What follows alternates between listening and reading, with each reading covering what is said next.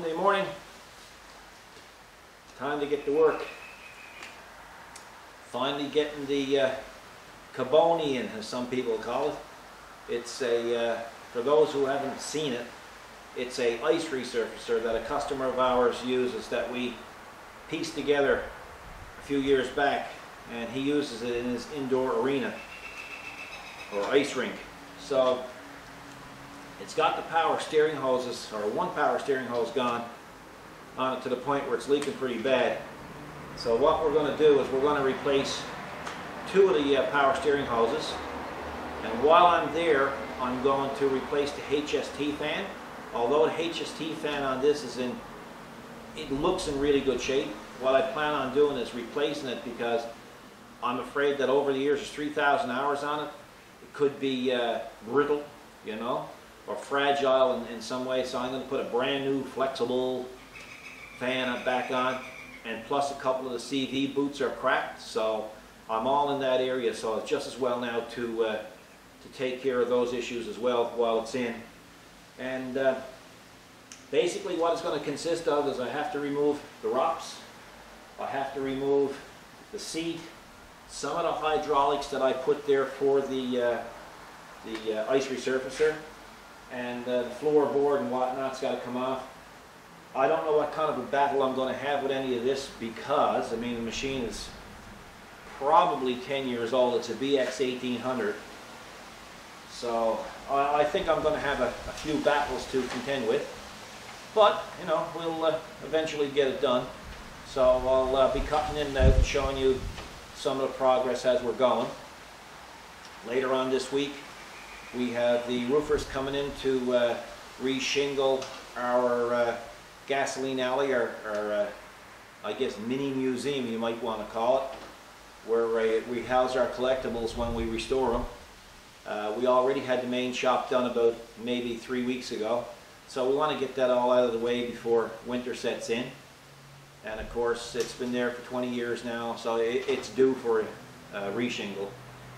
While we're going to be doing that, I have a little bit of work to do on the land down there, so you'll probably get to see the 5740 and the BX 25D working. So I'll just take you down now shortly and show you what I have planned for that. It's not a big job, but it's going to make a huge difference to us.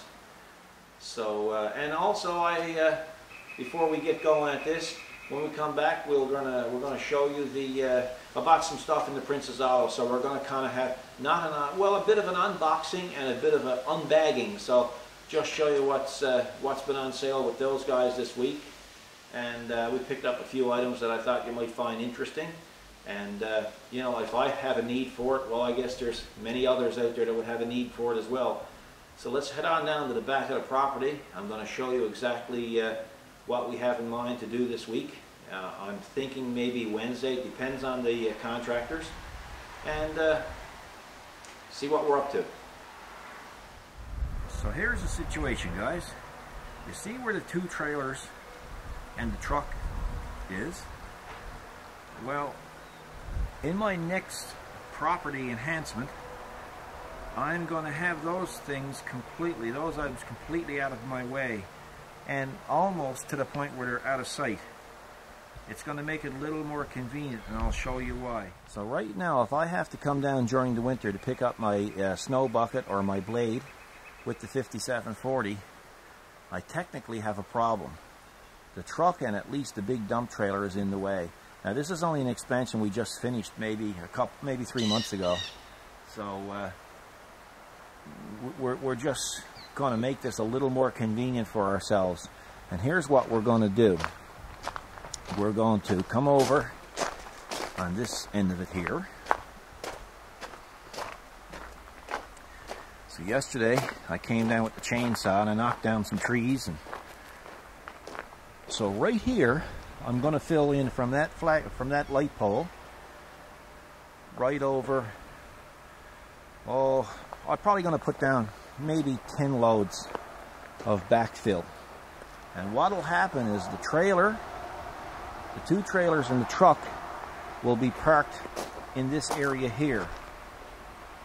So when you look up at the house, you pretty well, you might see it, but barely. And they'll be tucked in here out of the way. And I still have access to my outlet, so I can plug in the tender on the truck and the tender on the dump trailer. And what that will do then is when I come down the road in the winter, come down on the side of the shop in the winter, I'll be able to pull in here with ease and pick up my implements without having to move anything. So I think it would be kind of a really good enhancement to do this. It gives me a lot of extra room and a lot of freedom to move around with the 5740, because the 5740 with his implement on, and including the snowblower, sorry boys, it's Monday, I still got to wake up, including the snowblower, it's way over 25 feet long, so you need room to maneuver. And we have plenty and plenty and plenty of land here to expand. So that's what we're going to do. So let's head back up now, and I'll show you some of the things that I bought at Princess Auto. Okay, we got some Princess Auto stuff there that I want to show you. So, see if you can see me. Hang on, guys. I'll adjust this up a little bit. Maybe you can see me. Yeah, maybe you can't. See, it's not so much. I guess it's not important to see me, but more to see this stuff. Anyway, Princess Auto had a sale this weekend, and I had a kind of what I call a driving Miss Daisy day, where I took Kathy wherever she wanted to go. We had the Mustang out, the top was down, and I'm telling you, it was just a beautiful, beautiful Saturday we had. So we popped into Princess Auto, and believe it or not, guys, Kathy finds most of this stuff. I mean, this is incredible. It's I just miss by it. I walk by it and I miss it, but she says, hey, this might be handy for you. So anyway, this here is a boar brush set. I think it was on, I'm guessing, guys, $29. And let's have a look-see and see what it's like inside, because I haven't seen it yet. Okay. So what we have here, well, first of all, the holders don't work very well, but then again, it's come from China, so I guess it's been through hell and back getting here. So I'll just put it all back in place if I can. And, well, that goes down there also. So here it is. So if you ever had a situation where you had something cylindrical or round to clean out, well, basically these are the brushes. There's brass, stainless steel, and nylon by the looks of it. So, and it's in a nice case. You can keep it all confined to one area. I guess you could put it on a drill, or it comes with that little screwdriver thingy there. So that was one of the things that I thought might come in handy. Now, let's see what else. Let's see. I'll move the bag over here so you can see it better. Oh yeah, this here. I never really seen this before. These are scrapers that you can put on your reciprocating saw. And if you got something stubborn to get off, you can, that'll help, I'm sure, get it off. Paint or whatever, I don't know. Anything, I guess. And so I saw those. I think they were on for $7 or something. No biggie.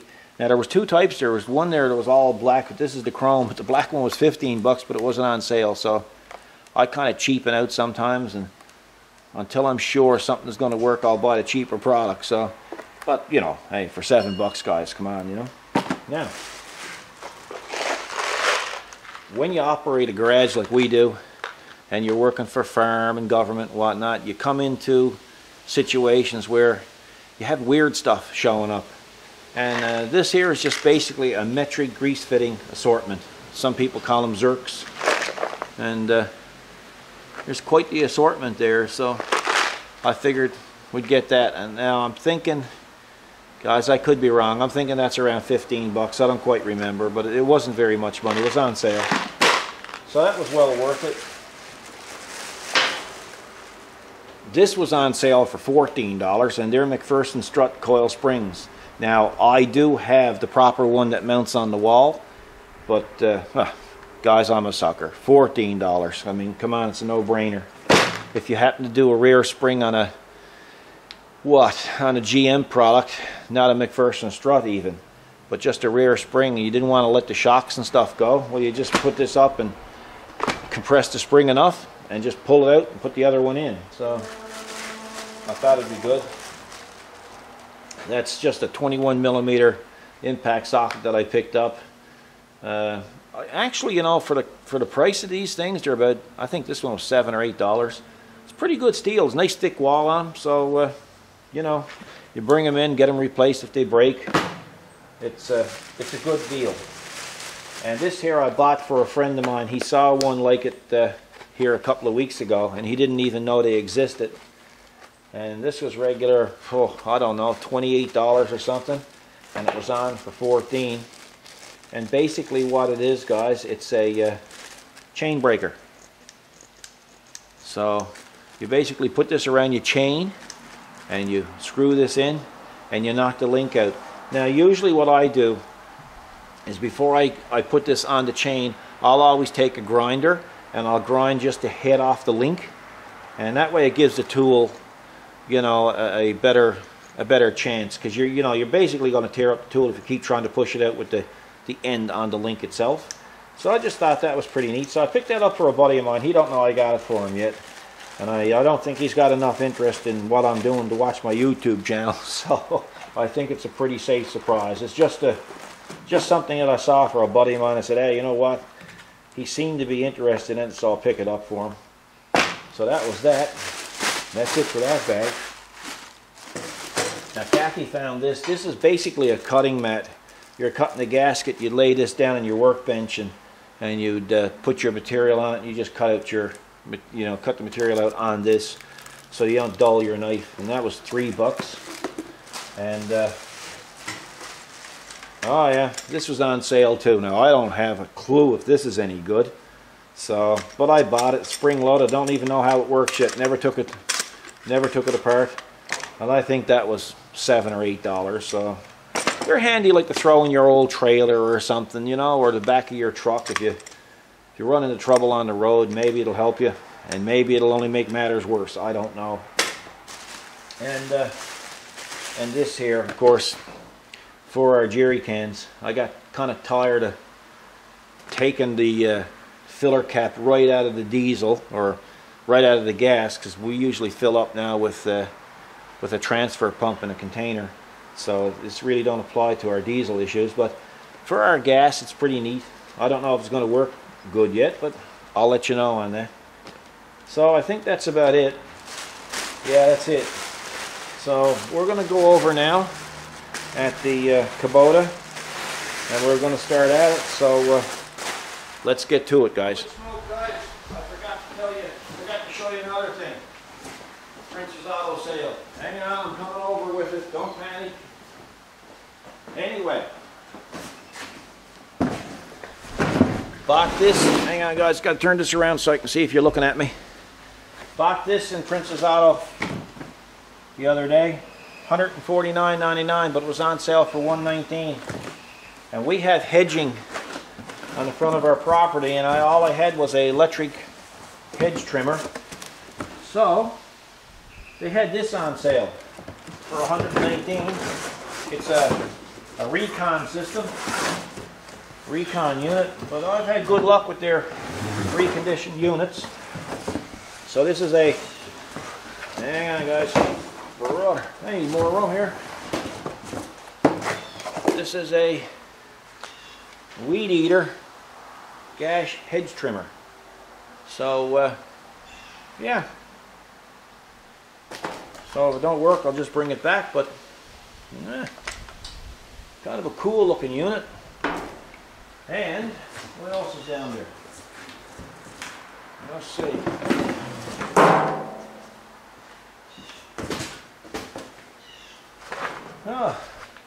Some oil and destructions. So 22-inch Excalibur stainless steel blade, Inc.HST 225.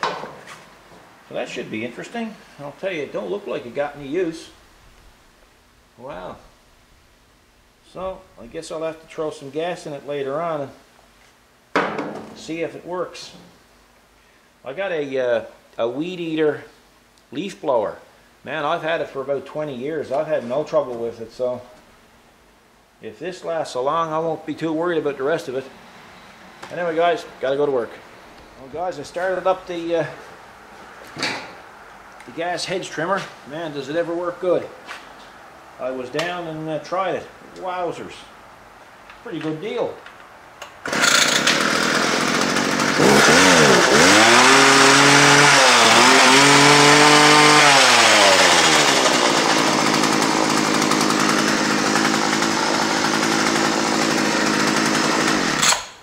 Can't go wrong for that price. Okay, let's get at the Kubota. First thing I'm going to do now is start to remove the ROPS and the taillights. Yeah, this just, it's not heavy. No. Nah. There's only a baby one. We can take the hood off a Hummer, we can Yes. manage that. Yes, nothing to that. Eva. Oh, Lord. Yeah, that's one. Yeah, after what you're after lifting last week, there's only a joke. No, you got that right. I'm wondering why I even asked you out I here. don't even know what I'm doing. Okay, let's see if we can get the seat off next here. Couple of pins. And it comes off pretty easy. So it don't take much when you start to see things happening. So I had to take the ROPS off, see, because that had this this body panel sandwiched down on it. So I'll find something else now to take off. Okay guys, I got the hydraulics for the ice resurfacer let go here now. So now I'm going to proceed to try to get some of the body bolts out here. There's a couple in here. I want to take this piece out here, and then I can concentrate on each side. I'm just going to pull up these handles, not the handles, but the covers on the handles, so that when I do go to pull up the body part, it'll slide past through no problem. And then we're just going to start here, and we're going to work our way down to the floorboard type of thing. So I'll show you more progress video as we get going. Okay, so I had 4 bolts. I had one here, one here, one here, one here. They're out. And they actually came out easy, so I was pleasantly surprised. I really figured by the looks of the bolts they were going to be a battle. But now that being said, I haven't won the battle yet. Okay, we'll continue on. Rather than let any linkages go down below, I'm just going to take the HST red old pedal off from 2 bolts on the side, and I'll show you now shortly.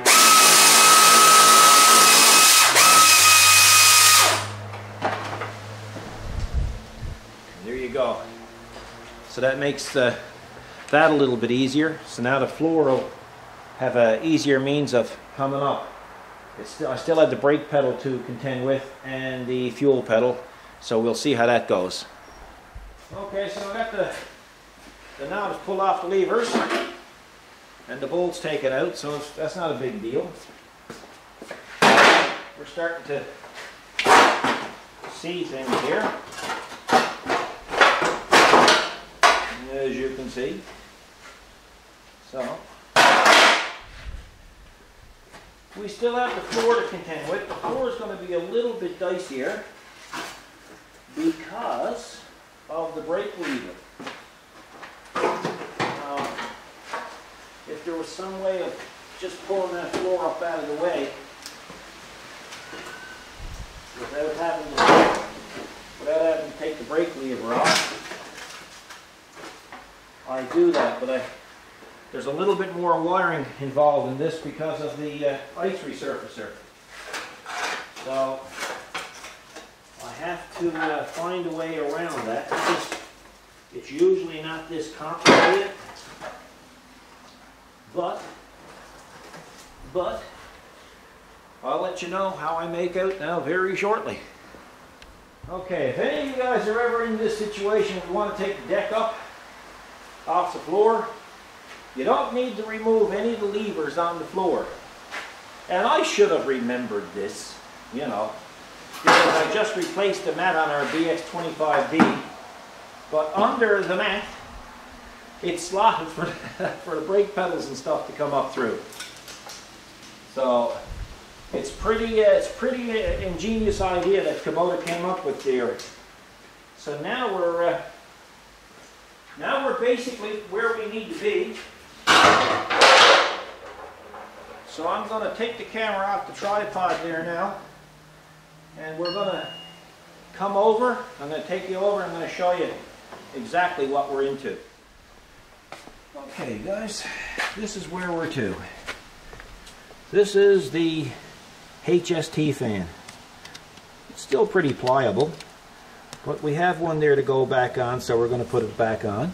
As you can see, the boot here is missing altogether for the CV shaft there. So the other one in there is cracked. Here's the power steering hoses and where they come down to and come up along here. So as you can see, I really needed to take the floorboard up to do this. So now we have great accessibility to it. Well, that's a big word. And we can go ahead now and perform what needs to be done. There's no obstacles in our way. So now I took out the 2 bolts here on the rear part of the drive shaft. So when you take out the bolts, I did a BX24, and I actually had to lift the engine. But on this one here, there's enough play in the drive shaft, or enough sliding force that you can move it ahead without having to dislodge anything. So now there's a bolt down in here. I'm going to take the camera now and shut it off, and I'm going to get that bolt, and I'm going to show you how that works, and then I'll be back shortly. Guys, I wanted to point out to you too, like that bolt is down there where you can't see it. You know, it's not necessary to jack the wheels up or anything. This can rotate. I'll just show you there now. And when it rotates, as you can see, there's a slot already in the fan, so you can put your socket on there. So once you pull out this bolt, that's like a pinch collar. And what you do then is you pull this whole system out. I suspect there's a bit of rust there, so I might have a little bit of an issue. I may have to use a puller, but I'll come back and show you if I do. Okay, as you can see, I had the bolt out, and you can see what I'm talking about when I say it's like a pinch collar. Now, I've done a number of these types of tractors, and every time I haul the pinch bolt out, the pinch bolt is always stripped out, because whoever put it together too tight, over torqued it. But now that's not the end all of end alls, because lots of times I will re-tap that collar and put a bolt in, and it's no problem, it works well. But if push comes to shove, I'll just put a longer bolt back and put a nut on the other side, and it will do the trick. So what I'm going to do now is I'm going to spray a little bit of WD-40 down there in that groove. Then I'm going to put a wedge, like a thicker screwdriver there, and I'm going to drive that collar apart, and hopefully that will give me enough space to pull that full collar right out. Okay guys, tricks of the trade here now. Me and my lovely assistant just got this to work. So what we did is Kathy went and kept the strain on the inside of that collar, just up against the fuel tank. Nothing serious, just a little bit of strain, and I rotated the fan until I could get at this area here. So what I did is I basically went in like this and gave that a tap, and with Kathy's strain on it and my tap, it kind of it came loose. It did. And it came off with a little bit of a snap, which was good. So it should technically pull off. Yeah, there you go. Well, there you go. Oh, ooh, look at the rust. See, look at the rust, eh? Yeah. See what I mean, guys? Yeah. So unless you've got a Kathy around, you're not getting it off. No. That's the way it is, isn't it? It's just the way it is, I'm sorry. Yeah, you know. So guys, if there's any Kathys out your way, gobble them up because you're not getting the fan off. No, they make good assistants. That being said, you know, I just had a thought for any time, you know, that you're doing these fan thingy-majiggies. By the way, guys, there's 2 bolts that holds the fan in place there.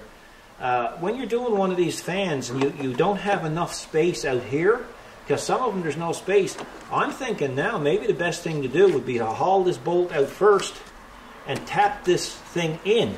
And that might give you enough space to get it out. And the other thing is too, guys, this here bracket for your park brake lock, that's set in here with a spring. So if you pull the spring up, which just fits in over here, I'll get over here on this side so I can show you a little bit better. It's this spring goes in place like so, and it holds that in place like that, if you can see it. It's pretty well self-explanatory when it's back together, and I'll show it to you when it do go back together. But with this out of the equation, you have a lot more room to wiggle your drive shaft around. So we're taking out 2 bolts now to get at the HST fan, and they came out fairly easy. So, see? Every time we pick up a camera. Wow. Yeah, Crow wants to get involved in YouTube. So there you go, guys. That's the collar. You can see how rusty it is. So what I'm going to do there now, remember the rusty bolt that went through. I'm going to put this in the bead blaster, and I'm going to clean up the rust, clean out the outside. I'm going to re-tap that, and then we'll install the fan. I'm going to put these boots on first. I'll show you how that's done. So, like I say, it's a bit of a tangle, but take your time. Don't go beating on stuff too much. You know, the WD-40 do help. It dislodges the rust. So, like I said, I'm going to go over now, I'm going to clean that up, and I'll be back later on to show you how it turned out. Well, I don't know if you guys can see the difference, but I can see the difference. So, it's been retreaded. Like I say, when you see those bolts that stripped out when they come out, hang on there, guys, see if I can get it for you. I don't even know where I laid it now, but anyway, I'll show it to you. When those bolts come out and they're stripped, don't panic, because that bolt is really, really, really soft, and it never does any damage. Never that I've ever seen done any damage to the collar. But what I do is I just run the tap through it just to make sure that there's no old threads in the thread of the collar, and you're good to go. And I always take, in my case, I have a sandblaster or a bead blaster or a cabinet blaster. I usually take it and I usually put it, see if I can get out here in a bit of light so you can see it. I don't know how good you can see it, but technically it looks like a brand new part. And incidentally, that fan is a wee bit longer, or a wee bit bigger than the one that came off. Not by much, maybe by 1/4 of an inch. So maybe they figured the larger fan would give it better cooling. So what I've got done here now is I've got anti-seize compound, which is made by Loctite. That's an old can, guys. It lasts a long time. And I'm going to clean up the shaft now on the transmission side. I'm going to just basically do that with a wire brush on a pneumatic die grinder. And then we're going to attack the CV boots. Now, people might be wondering, how do you get the CV boots out? Well, I put a light on there so you could see it. There's a snap ring. So what I'm going to do, it's an internal snap ring. I'm basically going to take that snap ring out, and then all of this system is going to come off. And when we get to that point, I'll show you more on it. Okay, guys, as you can see, I have the snap ring just moved out. You can even use a pair of mini needle nose pliers to pull that out. And let's see now if I can show you what this is like. So as you can see, it's pretty dirty. and it's going to have to be cleaned up really well. Now, let me see, if you pull this back, there's going to be another little snap ring here. And what you do is you pull off that snap ring here. You're going to have to use a pick tool for that because he's not a snap ring you can put a pair of pliers on. Then this is going to pull off, and then you'll be able to slide your boots right onto the shaft and slide them right up there to the front. And that's pretty well it. But I'll come back and show you what it's going to be like when it's cleaned up. Okay guys, I got it cleaned up a little bit. I just wanted to show you something. When you're looking at this here is going to go closest. You can see it's offset. That's going to go closest to the fan, okay? Now, when I was cleaning out the cavities, there's 4 ball bearings in it. And when I was cleaning out, I found this. They are rubber O-rings, okay? Now, why are there rubber O-rings in there? Well, my guess is to eliminate bearing chatter. So if this thing was going back and forth and you never had the O-ring in there, it's quite possible it could make some noise. So, you know, like if they didn't design it this way and this was making a little bit of noise and another component was making another little bit of noise, by the time the full machine was designed and assembled, you would have a real chatterbox. So what I've done, I got a metric O-ring kit, and I found O-rings that would fit in there perfect. So basically, I don't know if you can see that, but down in here there's an O-ring, and I'll put another one in here, and it fits perfectly in the holes. So what I'll do is I'll just put the O-ring down there, and I'll use some wheel bearing grease, and I'll fill this up after I get it ready to be assembled. And then when it goes together, it technically should be as good as brand new. So I just wanted to remind you, just in case, or make you aware of it, just in case you missed it, if you were ever doing this yourself sometime, just to be on the lookout for those O-rings. That's where they're to. They're down there in the grease under the detent ball, or the ball bearing, as some people call it, or I guess in this case a CV ball. Now, here's that ring that I was going to show you too. That's the one I was showing you had to come off before you could remove this. Well, as you can see, it's a little bit distorted. Now, technically, anytime you remove one of these types of retainment rings, they should be replaced. Now, the last time I've seen a ring like this, a snap ring like this, was on a GM steering column. And they were supposed to be replaced, but none of us ever replaced them. So what I do, you can see it's kind of bent out of shape. And I'll just take a pair of vice grips or a needle nose vice grips, and I'll just bend it back in shape. And so long as it fits snug back on the drive shaft, you're good to go. You're not going to have any issues with that. So I just wanted to bring that to your attention as well. Okay guys, this is the front boot. And basically you don't have to remove anything else off the tractor. You can reach up under the tractor, and there's no straps or anything holding these boots on. So basically all you do is just pull it back and pull it over the shaft. And as you can see, this one was in pretty bad shape.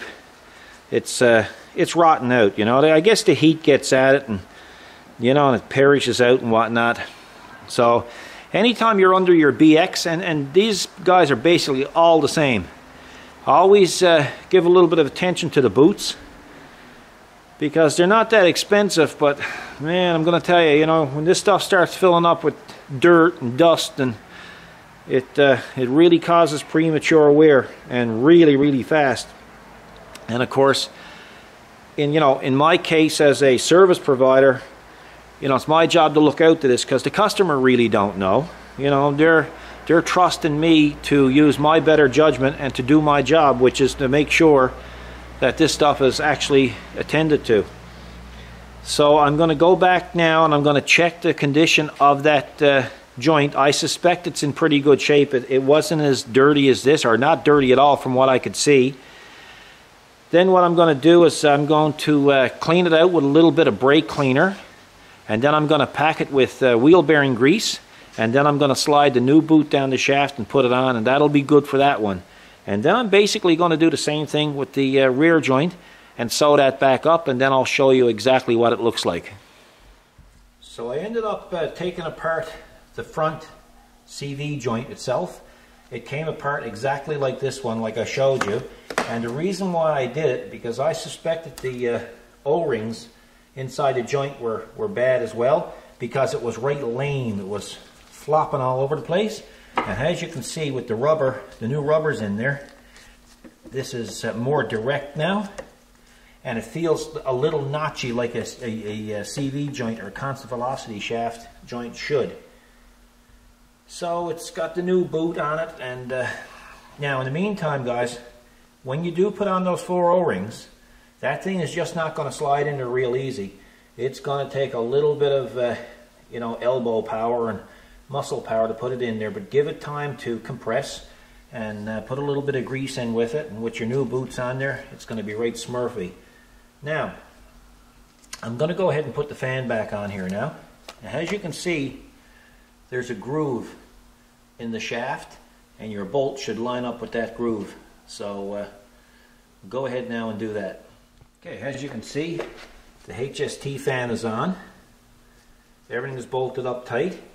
And to bolt up the CV joint to the collar, I just simply put a pair of vice grips on the shaft here and let the frame hold it while I was tightening it up.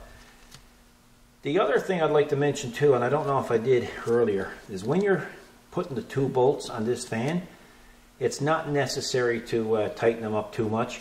Just snug them in, you know. I call it a grunt and a half, because you torque them in too much, it's quite possible that the plastic fan or impeller could crack eventually. So just keep that in mind. And as you can see down there, you can see the distance it is on the HST shaft, transmission shaft, and it's looking pretty good. So that completes that portion of it. So now I'm going to go after the power steering hoses. Okay, I'll show you a few things there again now.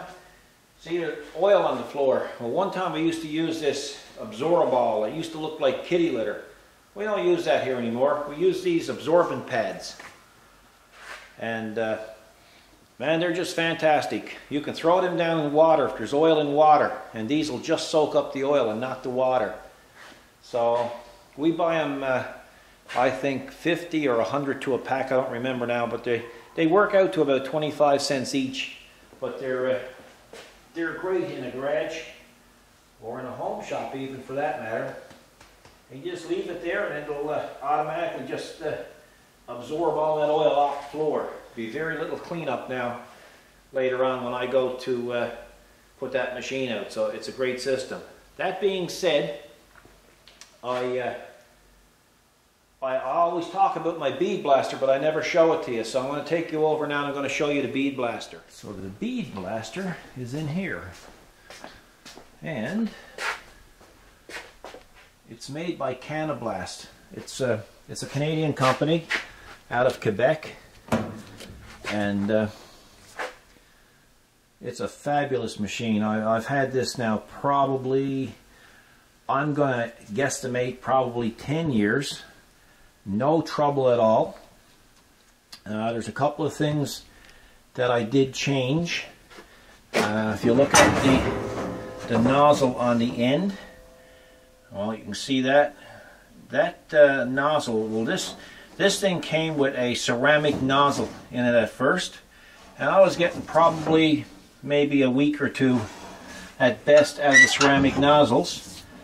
And what I did is I found a company in the US, I don't even remember where it was to now, and I called them and I got a nozzle made for it, and it's made out of a material called boron. And I'll tell you how good boron is. That's, I'm thinking probably 9 years ago, and that's the same nozzle in that cabinet blaster. So that'll tell you just how tough that stuff is. The media that I'm using is called aluminum oxide. And it's much better, in my opinion, than glass beads. Glass beads, once they start to wear down, they start to pulverize and they turn to a lot of dust. This is not so bad as that. I I get months out of a 10-pound bag of a 10-pound supply of aluminum oxide. It comes in 50-pound bags, but it's great. Now, with this machine here, this has a recycling system. This is what separates the good from the bad, and this system is fabulous. If you look down in here, there's a drawer in there. If you take out that drawer, that's where all the big flakes of rust and stuff that can't pass through the machine again will end up, and you just take it and dump it.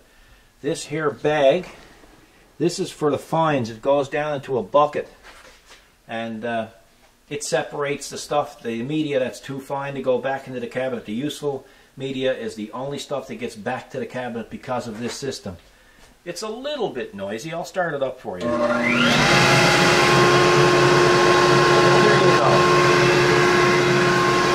It has a foot pedal, and it has replaceable plastic lenses on the inside of the glass. It only takes a couple of minutes to replace them, and I just haven't done it yet. This machine will soon be down for a service, and the service on this takes me approximately a half an hour, and it requires me dumping out the bucket. It requires dumping out the pan where I was just showing you, and also replacing the inside plastic lens for the glass. So that's the company, guys, and I'm telling you, it's a fabulous, fabulous machine. Really happy that we bought that for the shop. It's used on a daily basis. Well, it didn't come with the Taz guy. We kind of put that on. Okay, guys, I didn't show the installation of the power steering lines because basically it's remove a line and put on a line. Anybody, I would hope, could do that. But I did take the sleeving off the old lines and clean it and put it on the new lines because it didn't come with that. So I took off the wheel so I could get in at it. Made it more accessible. So basically, that portion of it is done. Everything that I needed to do. So what I'm going to do next is I'm just going to start the reassembly, and we'll see how that goes. Okay, I just got an email here through our website from a chap named Garrett. I won't release his last name.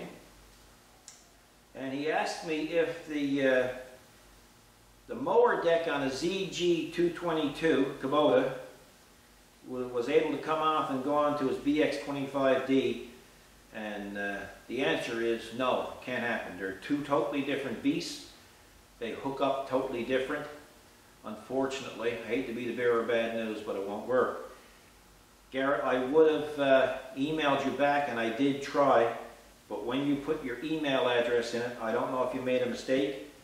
We received your subscription through our website, but every time I tried to email you back, it bounced back, so I just didn't want you to think that I wasn't going to answer your question. So the answer, buddy, is no, it won't fit. And thanks for your kind words on our YouTube channel. Appreciate it. Okay, maybe before I put anything back on it, I should start it up and just see if it's going to leak or if it got any leaks. Let her heat up a little bit.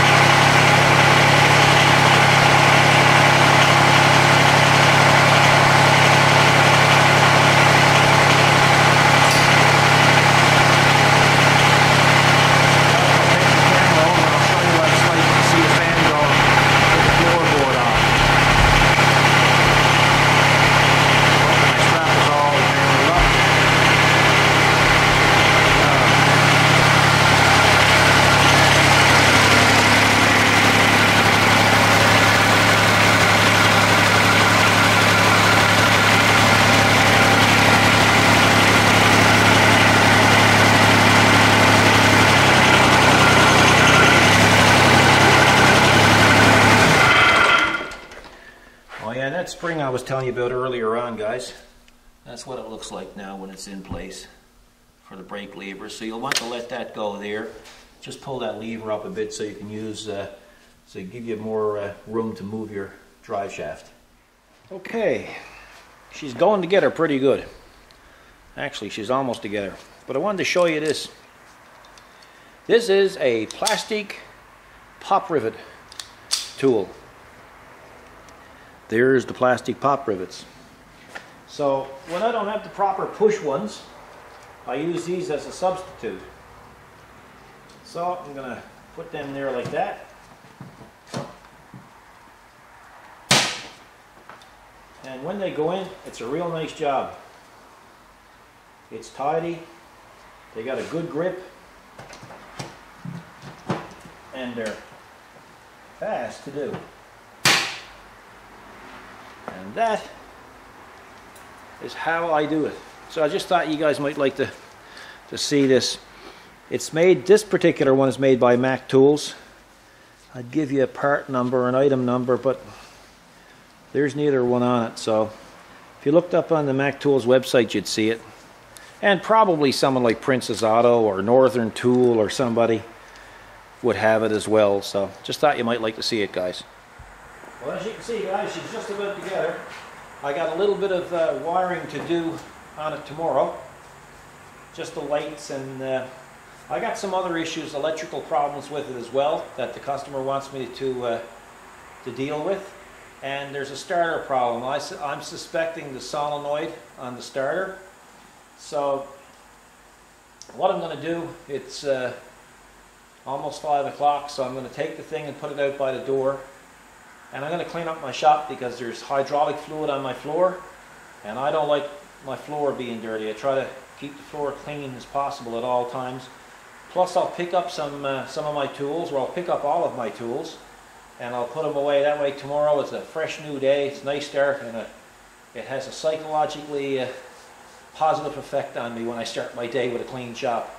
So I always take a half hour each day to clean up the shop after the job. So I hope you've enjoyed this video. I don't know at this particular point in time how long it's going to be. I'll upload it this evening. But it'll give people who own BX tractors just some kind of an idea of what it takes to change the HST fan, and also the boots, the CV boots, and what to look for when you're servicing the CV joints themselves. And of course the hydraulic hoses, well, that's self-explanatory. You know, it's remove the leaky one and put the good one on.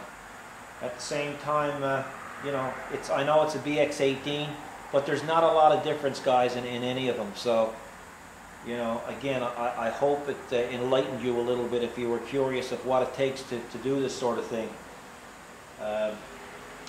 We appreciate everybody who's been subscribing. It's been great. The subscriptions are coming in, you know, on a regular basis. And again, it gives us some encouragement, you know, to keep going.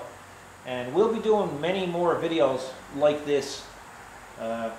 It looks like right now we may have a BX25 coming in for a full service on Wednesday. So I'm going to talk to the owner and ask him if I can film him while I'm doing the full service, and if I can, we'll turn around and we'll publish that as well. And you know, we'll show everything there is to do on the BX for a full service. So might be something that we can make happen. In the meantime, people, thanks for watching our videos, and thanks for all your kind comments. There's been a lot of emails coming in, and a lot of support from everybody, in which we greatly appreciate it. Kathy enjoys doing the videos now as well, so that's a big plus. And we'll see you at on the next video. So please subscribe if you haven't, so you don't miss out on any videos. And thanks for watching, guys. God bless.